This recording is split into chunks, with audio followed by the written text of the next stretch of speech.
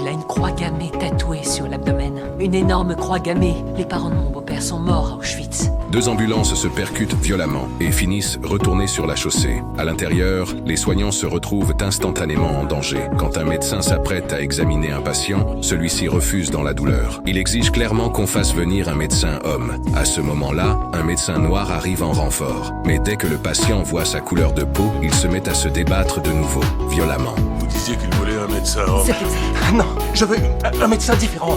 Un point, c'est tout. Un médecin différent, je vais attendre. Un médecin différent?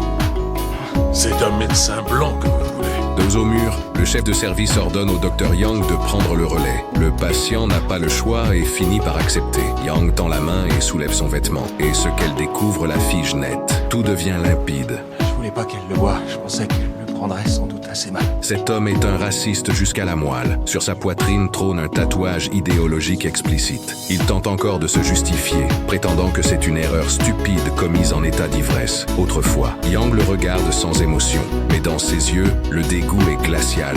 Les résultats tombent rapidement. Le foie est totalement rompu. Sans opération immédiate, il ne survivra pas. Mais un nouveau problème surgit. Yang refuse catégoriquement d'opérer ce raciste. Il a une croix gammée tatouée sur l'abdomen.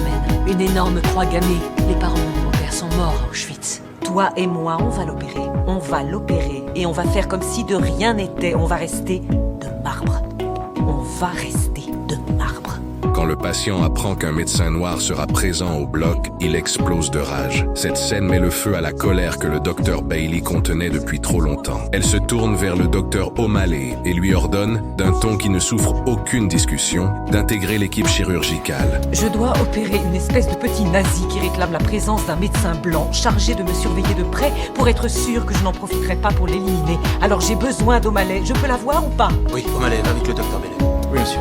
Un collègue tente de la raisonner. Tu as parfaitement le droit de refuser de soigner quelqu'un comme lui. Mais là, je serai comme ce type. Et je ne suis pas comme lui.